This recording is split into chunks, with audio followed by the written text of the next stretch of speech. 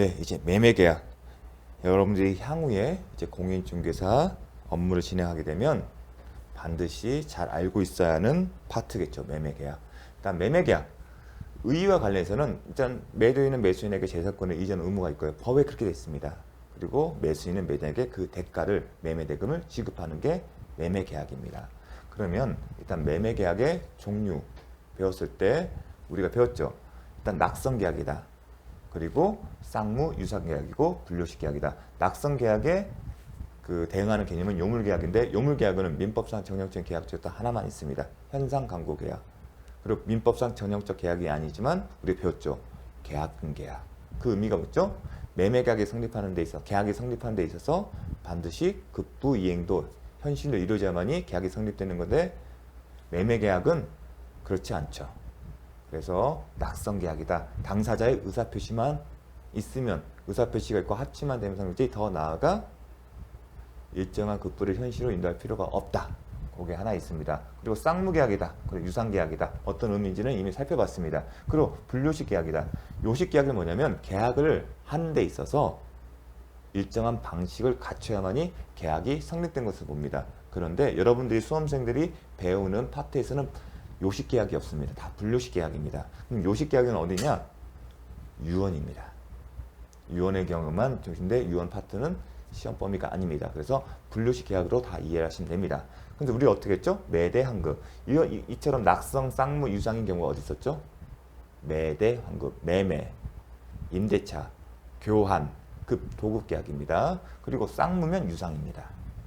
쌍무면 유상입니다. 반대로 유상이면 다 쌍무다? 아니죠. 왜냐하면 편무 계약 중에서도 유상 계약이 있는 경우가 있습니다. 뭐죠? 현상 강고 계약. 현상 강고 계약의 경우는 편무 계약이지만 유상 계약입니다. 근데 왜 차이가 나냐? 쌍무 계약의 개념과 유상 계약 개념이 다르기 때문에 다시 한번 떨어주십시오. 그 다음에 요 지문이 간혹 나옵니다. 매매 계약 비용은 특별한 사정이 면 당사자가 달리 정하지 않는 한 어떻게 된다? 균분해 본다. 이 매매 계약 비용을 이렇게 생각하십시오. 매도인과 매수인에게 모두 필요한 비용입니다. 예컨대 측량 비용. 이 측량은 매도인과 매수인 모두에게 필요한 거잖아요. 그 결과 모두 매도인과 매수인에게 활용할 수 있는 거고요. 계약서 작성돼요. 매도인과 매수인에게. 그래서 이 계약 비용은 매도인과 매수인에게 필요한 거다. 그럼 당연히 특별한 사정이 없으면 균분해요. 특별한 사정은 당연히 계약서 체결할 때 이건 누구 비용을 한다. 그렇게 정하면 그 정한 대로 따른다는 겁니다. 혼동하지 마십시오. 매수인이 부담한다면 틀립니다. 이렇게 지금 간혹 출제가 됐습니다. 간혹이요. 자, 이 매매계약 비용을 측량 비용이나 계약서 작성 비용 요 표현까지도 같이 기억을 해 주십시오. 어떤 건지를 잘. 왜냐면 매매계약 비용에는 여러 가지 비용이 있겠거든요.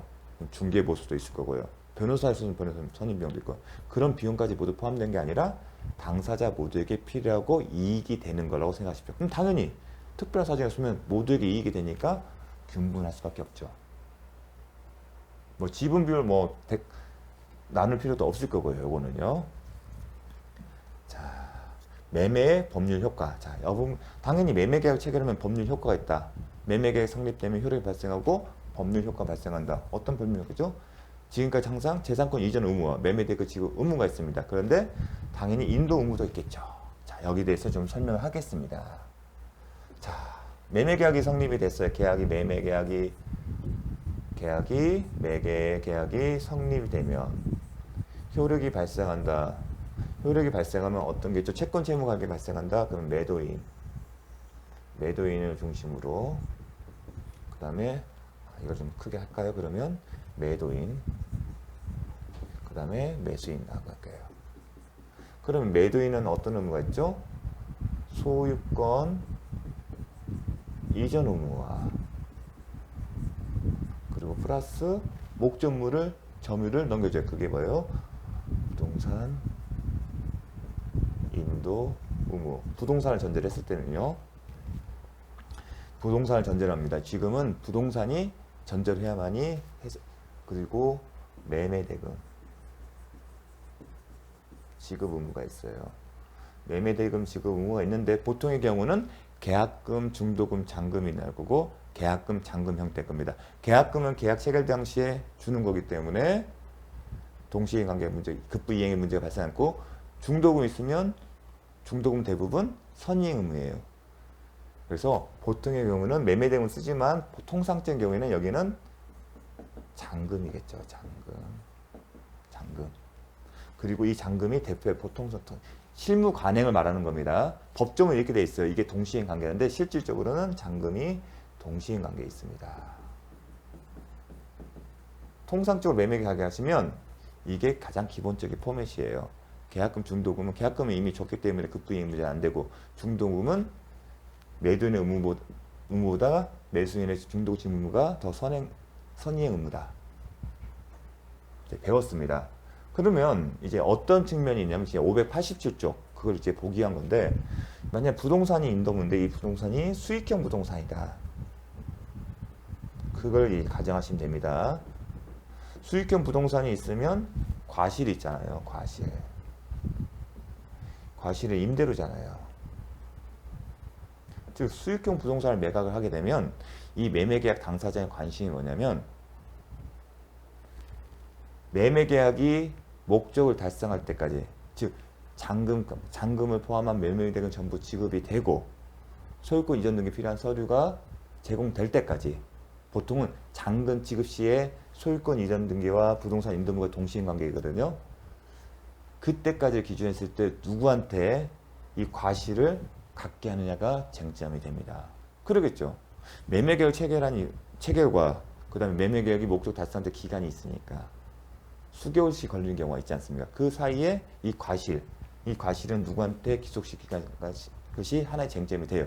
그런데 대부분의 매매계약 경우에는 부동산의 인도시, 즉 부동산 인도시 기준으로 인도하기 전까지는 매도인에게, 인도 후에는 매수인에게 준다고 정합니다. 그런데 이 부동산 인도시는 그 당시에 소유권 이전도 그 당시에 할 거고요. 그게 잔금 지급 시에, 잔금 지급 시에 매수인이 잔금 지급할 시에 소유권 이전과 부동산 인도는 동시에 이루어져요.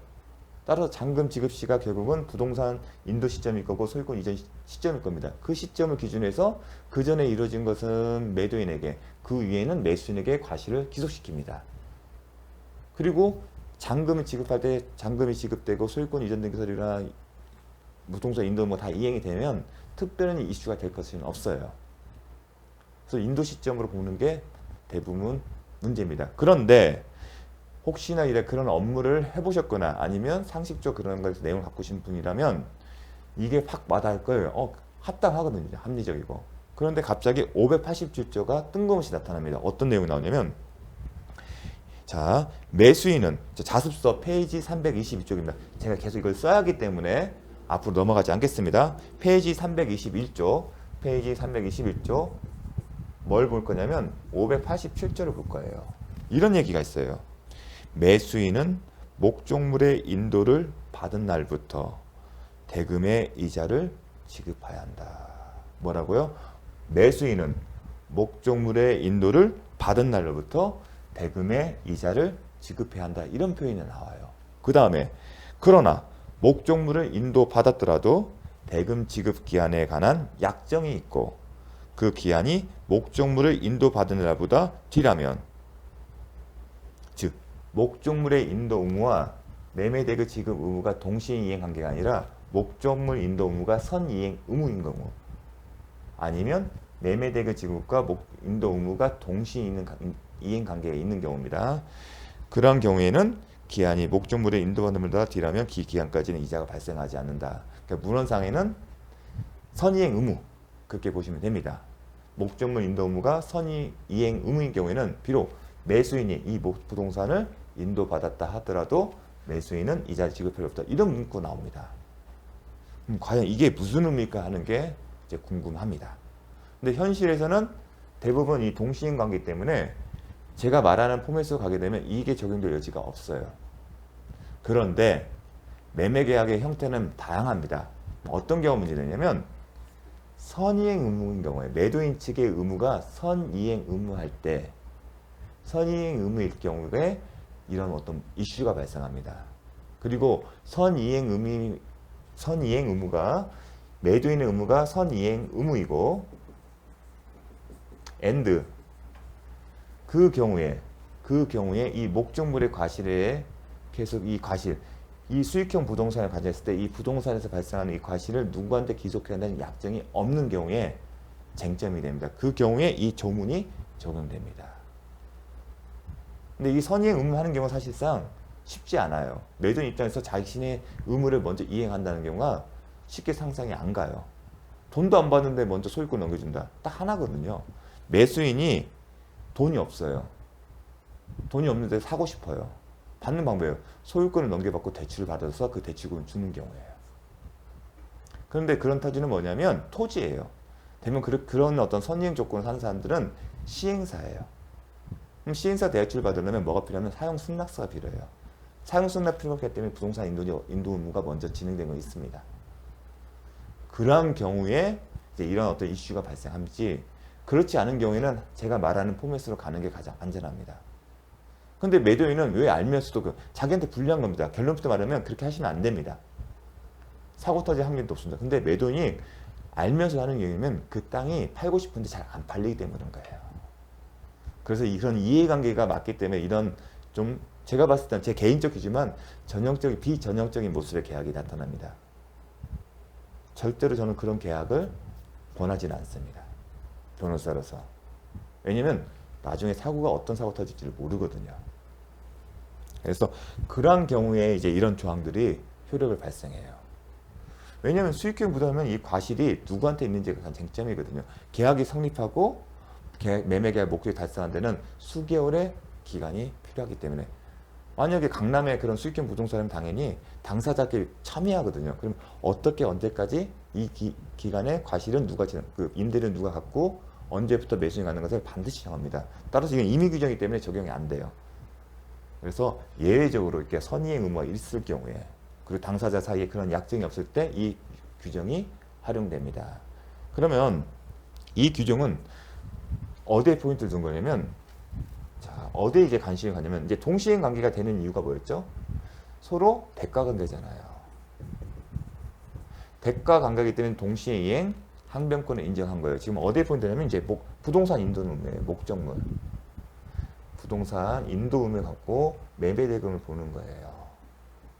그리고 뭘 보는 거냐면 이게 수익형 부동산이라고 가정을 할게요.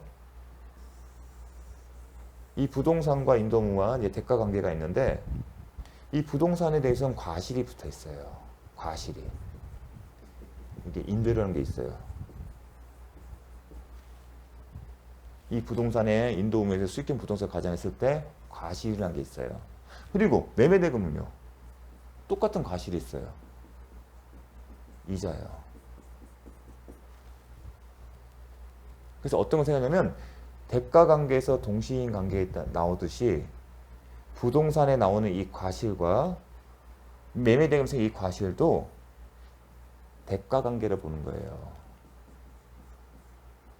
대가 관계. 본래는 주채무인 소유권, 부동산 인도 의무와 매매 대금이 이 주된 채무는 이거잖아요. 이건 부수적인 거죠. 부차적으로 발생하는 거잖아요. 매매 계약에 따르면. 이 부차적으로 하는 이 과실 또한 동일하게 대가 관계가 있다고 보는 거예요. 그걸 이제 표현을 등가성이라고 해요. 왜냐하면 대가 관계라고 표현 안 하냐면, 이 대가 관계라는 것은 매매 계약의 본질적인 것과 사이에서 성립되는 개념이에요. 매매 계약의 본질적 뭐예요? 이거잖아요. 과실이 아니에요. 그래서 등가성이라는 표현을 써요. 등가성이 뭐냐면, 특별한 사정이 없는 한, 합리적이고 특별한 사정이 없는 한 이 과실을 한 사람한테 몰아주지 않겠다는 겁니다. 왜냐하면 등가성이기 때문에 형평을 유지하겠다는 거예요. 그러면 형편없이 이 과실을 누군가한테 몰아준다는 얘기는 공평성에 반하지 않는 경우겠죠. 공평성에 반하지 않는 건 뭘까요? 당사자가 그렇게 하겠다는 경우겠죠. 이 과실은 법은 원칙을 세웠어요. 이 과실은 등가성 유지하고 특별한 사유가 있으면 각자가 몰아주지 않겠다는 겁니다. 그 선언한 거예요. 등가성은. 이 부분까지는 이제 주된 채무인의 동시에 항변으로 보호를 해주지만, 과실은 동시에 항변권이라는 개념이 안 들어가거든요. 등가성. 왜냐면 주된 채무의 재산, 이 과실 자체는 주된 채무가 아니에요. 부수적으로 발생한 거예요. 그걸 어떻게 처리하는 거예요? 원래는 그 규정이 있어요. 587조가 없다 하더라도 처리할 수 있는 게 있어요. 여러분한테는 배운 게 아니에요. 우리 시험범위에 들어가지 않기 때문에. 그게 과실 수취권이 누군가의 문제예요. 이게 과실이죠. 이 과실은 누구한테 수취권이야? 그러면 수취 권한이 있는 사람한테 과실 수취권이 있다고 해요. 그런 일반적인 규정인데 그러한 규정만으로는 해결이 안 되기 때문에 별도로 둔 거예요. 이 규정은 과실 수취권이 누구는 없는지 등가성이 있다는 것을 표시한 겁니다. 따라서 한 사람한테 몰아주지 않겠다는 겁니다. 그래서 상당히 의미가 있는 거예요. 그렇게 이해를 해주십시오. 그래서 이 등가성이다. 한 사람한테 특별한 이유 없이 몰아주는 거예요. 그래서 그게 표현된 게 볼게요. 목적물의 인도를 받은 날부터. 자, 목적물의 매수인은 목적물을 받은 날부터. 그럼 이 과실, 이 인도 의무가 부동산을 받은 날로부터 이 이자를 준다. 받은 날로부터는 이 사람이 부동산에 과실이 갔죠. 부동산의 과실이 이렇게 오잖아요. 받은 날의 의미는 부동산의 인도가 됐다는 얘기는 이 과실이 여기로 온다는 얘기잖아요. 그렇죠? 그러면 제가 특별한 사정이 없는 한 이건 대가성 같은 걸 유지한다. 그러려면 그때부터는 이 과실이 여기로 가야겠죠. 이런 개념이에요. 등가성이란 개념은 한 사람한테 다 몰아주지 않는다. 특별한 이유가 없으면, 합리적으로 특별한 이유가 없으면, 항상 그런 게 아닙니다. 그렇게 되죠.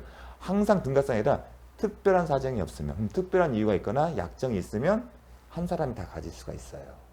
그렇게 생각하십니다.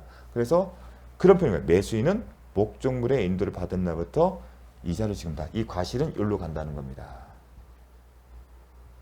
그게 출발점이에요. 그런데 자, 이 과실이 매수인은 목적물의 인도를 받은 날로부터 이 과실이 여기로 간대요. 근데 제가 특별한 사정이 없느냐고 했죠.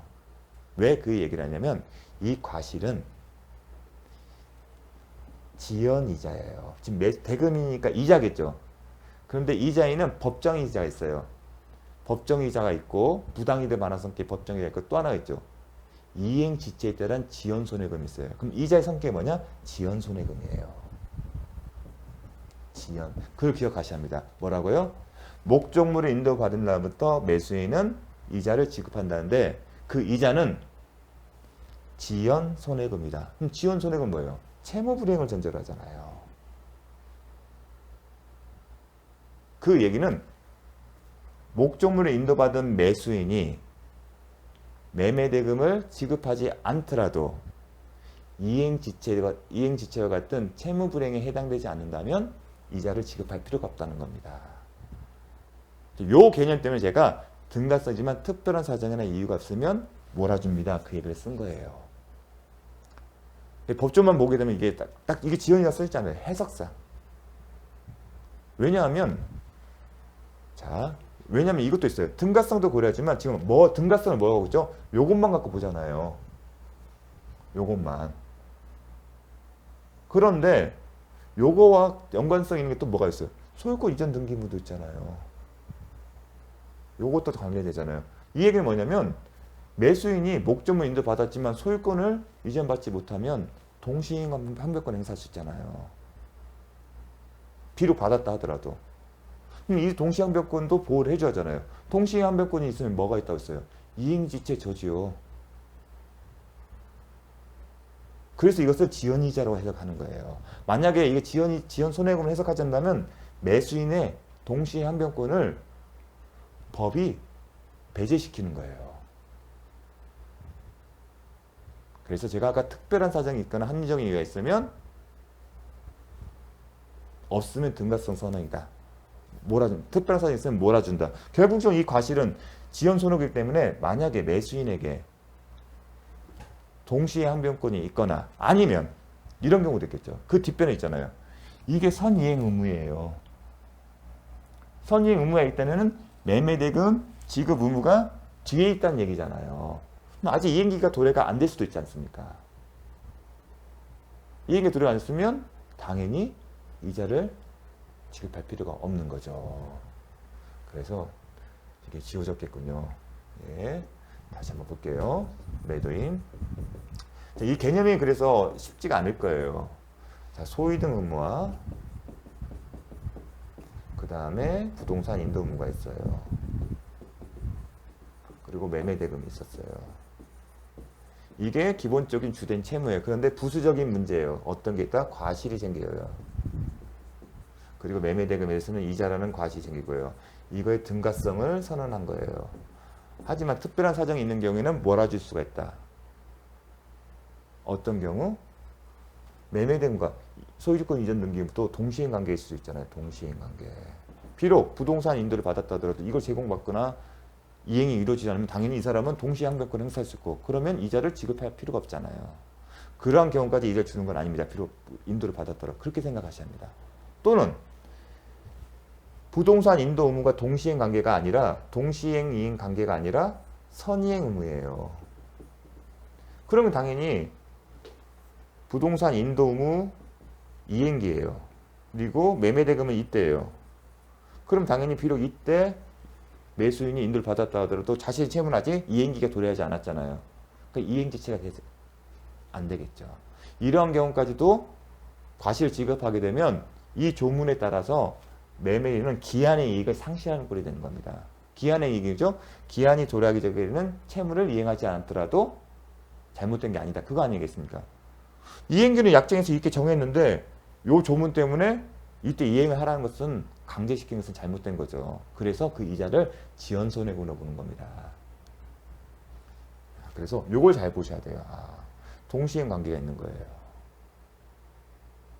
그 전에 동시행 갈 때는 요거를 이제 생략 잘게 비중을 안 줬어요. 근데 지금은 587조 때문에 강조를 하는 겁니다. 587조가 이런 어떤 디테일하게 공부를 하지 않으면 이해하기 힘들어요. 이게 무슨 얘기지 싶어요. 근데 그래도 제가 왜 이렇게 설명하냐면 제가 이제 강의를 준비하면서 정말 잘 나와요, 시험이. 저는 실무할 때 이 부분을 수익형 부동산에 대해서 많이 다뤄보는데 요 조문 갖고 해결한 경우는 없어요. 왜냐면 다 정해놓기 때문에. 하지만 경우에 따라서는 선이행 의무가 있는 경우가 있기 때문에 그리고 대부분 이 소개되는 판례들을 자세히 보게 되면 선이행 의무가 많아요. 동시행 관계가 아니라. 그래서 그런 경우를 전제로 한 거기 때문에 시험에 잘 나온가 싶습니다. 또 실무관들은 또 그게 자주 언급된 이유는 판례가 간혹가다 최근에 많이 나옵니다. 이 부분에 대해서. 그래서 그 이유가 있더라고요. 자, 보겠습니다. 자, 매도인의 소유권 이전 의무와 인도 의무가 있다. 매수인의 대급 지급 의무 587조를 하고 있습니다. 매수인은 목적물의 인도를 받은 날부터 대금의 이자를 지급해야 한다. 하지만 이자가 뭐다? 지연이자 중요합니다. 그리고 이 의미가 뭐다? 등가성을 선언한 거다. 동시행 관계 표현을 안 쓰잖아요.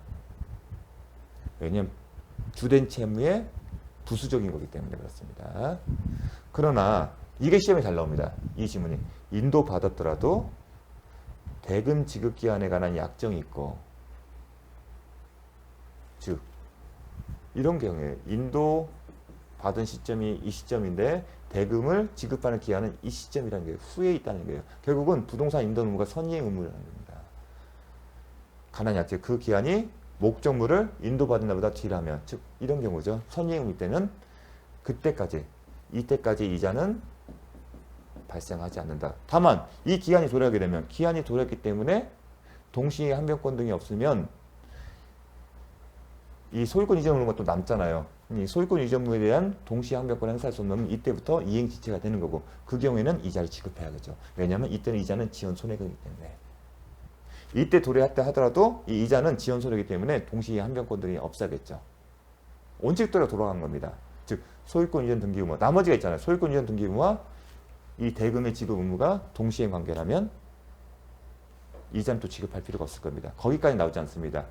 이 기간 동안 이자를 지급하지 않는다. 선이행 의무에 들어가는 그런 의미입니다. 자, 다음. 자, 587조는 등가성을 선언한 것이다 설명했습니다. 자, 특별한 사정이 없는 한 매매 계약이 있은 후에도 인도하지 않은 목적물에 생긴 과실은 매도인에게 속한다. 이 얘기는 원칙대로 인도하지 않은 그 과실은 누구한테 있다? 매도인에게 있는데 어느 시점 기준으로? 목적물은 인도를 했으면 목적물의 인도를 했으면 특별한 사지만 매수인이 있다. 그 얘기를 쓴 겁니다. 매매 목적물의 인도 전이라도. 자, 여기까지는 당연한 얘기예요. 이게 크게 신경 쓸 필요 없습니다. 여기 신경 쓰죠. 매매 목적물의 인도 전이라도. 언제라고요? 매매 목적물 좀 전에 뭐였어요? 매매 목적물의 인도를 받은 날부터 매수인이 대금의 이자 지급한다. 그리고 그 이자는 지연이자인데 어디죠? 인도 전이라도. 매수인이 매매 대금을 완납한 때에는 특별한 사정이 있을 때는 그 위에 과실수취권 누구한테 된다? 과실인에게 기속된다. 왜냐하면 등가성을 선언하기 때문에. 이건 등가성을 갖고 푸는 겁니다. 무슨 얘기냐면 매도인, 매수인, 소유권 이전 등기 의무, 그 다음에 부동산 인도 의무가 있는데 여기 매매 대금이에요. 종전에는 인도를 받은 날부터 매수인은 이자를 지급한다 했어요. 근데 반대로 인도 전이라도 매매 대금을 지급했어요. 그러면 매도인에게 지금 여기에 대한 과실과 매매 대금 여기로 가죠. 갔으면 과실이 임대료와 그 다음에 이자라는 과실을 갖잖아요. 제가 뭐라고 했으면 특별한 사정이 어느 한 사람 다 몰아주지 않는다는 거잖아요. 그런데 매수인이 매매 대금을 지급했다면 인도 전이라도 이 과실은 누구한테?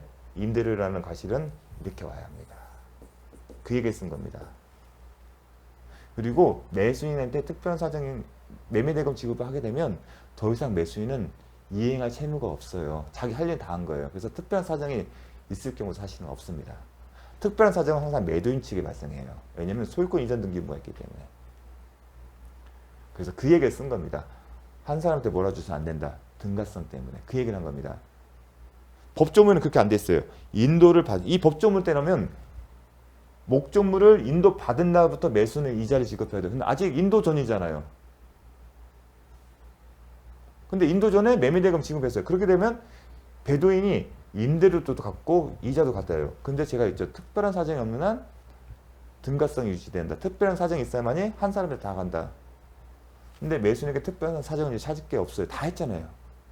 오히려 등가성이 더 강조되는 거예요. 그래서 이렇게 가야 한다는 겁니다. 그 얘기를 쓴 겁니다. 판례 내용입니다. 인도 전이라도 매수인이 매매 대금을 완납한 때에는 그의 과실수취권은 매수인에게 기속된다. 등가성 강조하는 겁니다. 요거는 좀 빼시고요.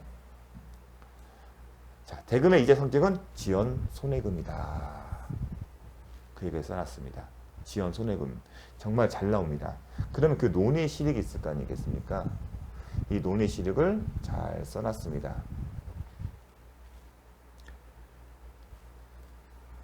어떨 때 논의 실익이냐면 매수인에게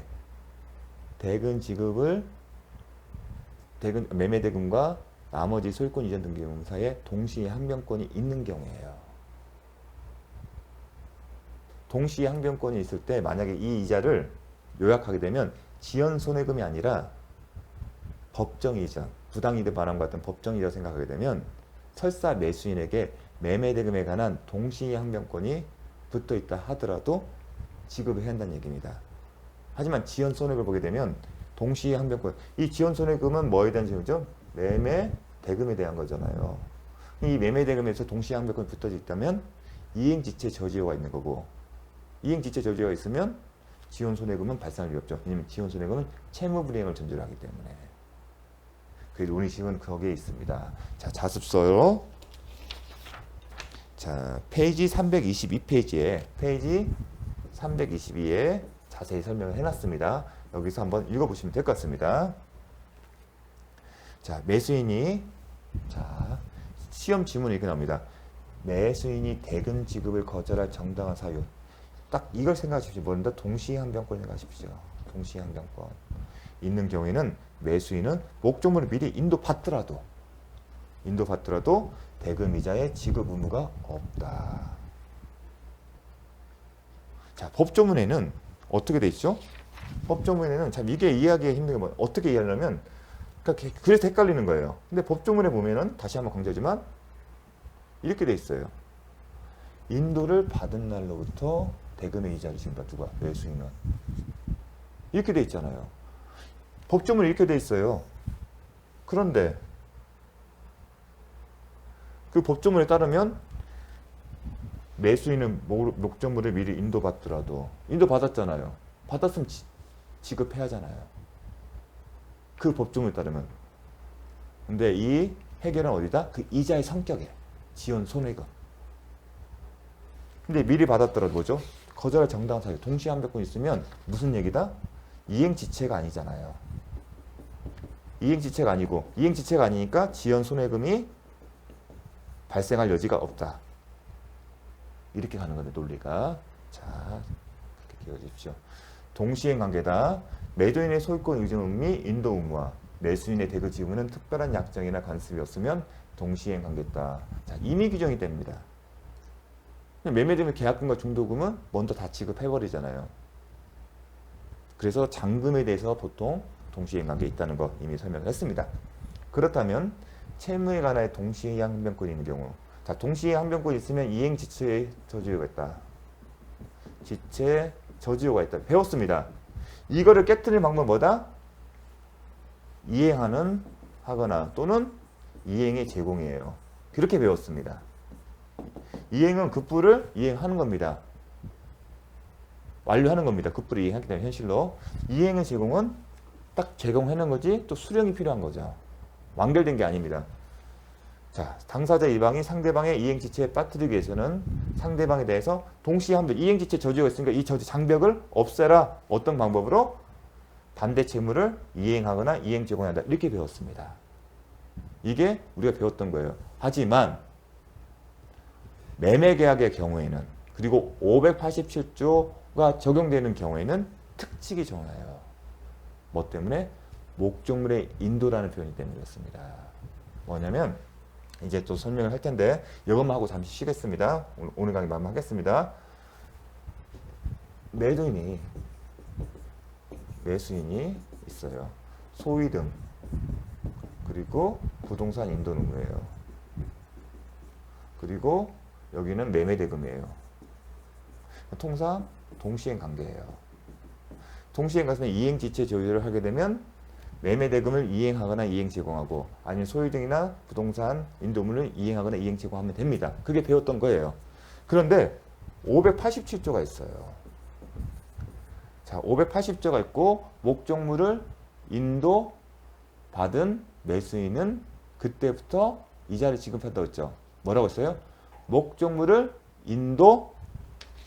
제공했습니까? 인도받았습니까? 인도받았다는 얘기는 이행이에요. 580조에 인도받은 날 이거는 이행이에요. 즉 이행 제공은 아니에요. 그때부터 이자를 지급한대. 근데 이자가 뭐죠? 지연이자잖아요. 동시행 관계가 있는데 추가로 부동산 인도와 이 측면과 관련해서는 이행의 제공만으로는 동시행 관계가 이행지체 조지가 박살나지 않습니다. 뭐다? 이행만이 이행. 그래서 이렇게 기억하십시오. 매도인, 매수인, 매매계에서는 이렇게 쓰십시오. 인도 의무는 이행. 하지만 소유 등은 뭐다? 이행 또는 이행 제공. 지금 법조문은 587조는 이거만 갈려지잖아요. 이렇게 표시를 했죠. 아, 이거 이행 또는 이행 또는 이행 제공. 그래서 동시 이행 관계, 이행 지체 저지가 있는데 그걸 깨뜨릴 때 있어서는 소유 등은 여전히 이행 또는 이행 제공만으로 괜찮지만 부동산 인도는 어떻다? 반드시 이행을 해야만이 이행 지체 저지가 무너진다는 것을 기억하셔야 합니다. 그게 왜 그러냐? 587조 때문에 그렇습니다. 왜 580조에 그런 표현이 없지 않습니까? 아니다. 인도 받은 날로 됐다. 인도 받으라는 것은 이행이다. 이행 제공 아닙니다. 그리고 이자다. 이자는 뭐다? 지연이자다.